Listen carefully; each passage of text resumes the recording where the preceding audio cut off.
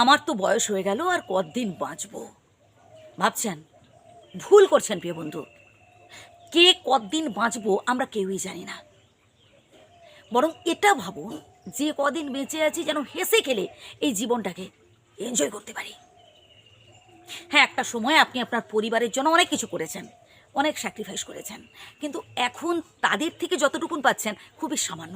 এতে কষ্ট পাচ্ছেন নাকি? ভাবছেন যে আমি এদের জন্য কি না করেছি, কি না করেছি। তিল তিল করে বড় করে তুলেছি আমার ভাই বোন, আমার ছেলে মেয়েদের।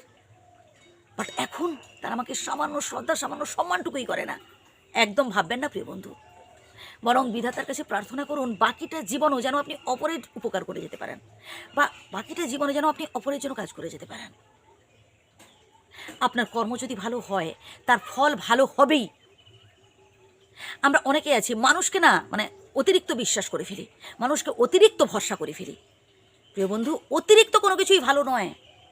আজ আপনি যেই মানুষটাকে অধিক ভরসা করে ফেলছেন, সেই মানুষটাই পরবর্তীকালে দেখবেন আপনাকে অনেক অনেক কষ্ট দেবে, যেটা আপনি কল্পনাও করতে পারবেন না। মানুষটা আপনাকে ঠকিয়ে, আপনাকে কষ্ট দিয়ে ঠিক সরে যাবে, বুঝলেন? কারণ ততদিন এসে বুঝে যাবে যে আপনি বড্ড অসহায়। তাই মানুষকে তেল দিতে যাবেন না অত। মনের সমস্ত দুঃখ কষ্টের কথা জানান না স্বয়ং বিধাতাকে, তাতে লাভ আছে, কিন্তু মানুষকে নয়। একটা কুকুরকে আপনি 10 দিন খাইয়ে দেখবেন সারা জীবন সে আপনার কাছে অনুগত হয়ে আছে, কিন্তু একটা মানুষকে 10 দিন কি 10 বছর খাইয়ে দেখুন, যেই আপনার সামর্থ্য থাকবে না, যে আপনি হাতটা গুটিয়ে নেবেন, আপনি হয়ে যাবেন তার কাছে সব থেকে খারাপ মানুষ। তাই মানুষকে একদম বেশি ভরসা করতে যাবেন না। ভরসা করুন নিজের কর্মকে, আর ভরসা করুন স্বয়ং বিধাতাকে। ভগবান আল্লাহ যখন যেটা করেন আমাদের ভালোর জন্যই করেন। আপনার অর্জিত যা কিছু টাকা পয়সা, বাড়ি গাড়ি, যা কিছু আপনি কষ্ট করে উপার্জন করেছেন নিজের নামে রাখুন।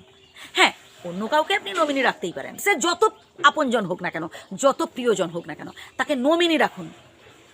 কিন্তু আপনি যাতে ভোগ করতে পারেন, আপনার নামেই যাতে থাকে, জায়গা সম্পত্তি বিষয় আশয় যেন আপনার নামেই থাকে, চেষ্টা করবেন।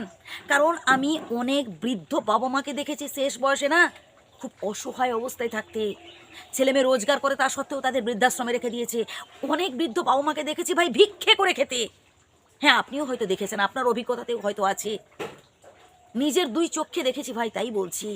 ছেলেমেয়েরা বৃদ্ধকালে খুব অনেক সময় আমি দেখেছি সেরকম দেখাশোনা করে না। হ্যাঁ, তো বিশাল বাড়ি করেছে, কিন্তু সেই বাড়ির কোনো এক চিলে কোঠায় বাবা মা আছে।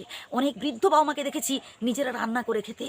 ঠিক সেই সব ছেলে মেয়েদের যারা বাবা মায়ের সাথে এইরকম খারাপ আচরণ করে, আসলে তারা ভাবে না যে তাদেরও ছেলে মেয়ে আছে, পরবর্তীকালে তাদের যখন বয়স হবে তাদের ছেলে মেয়েও তার সাথে তেমন আচরণ করবে। খারাপ লাগে, তাই বলছি ভাই। তাই বিধাতার শরণাপন্ন হন। মনে রাখবেন আপনার যতটুকুন আছে সেটাই আপনার অনেক। অল্পে সন্তুষ্ট হওয়ার চেষ্টা করুন। ভালো থাকবেন। যদি ভুল বলে থাকি ক্ষমা করবেন। ধন্যবাদ।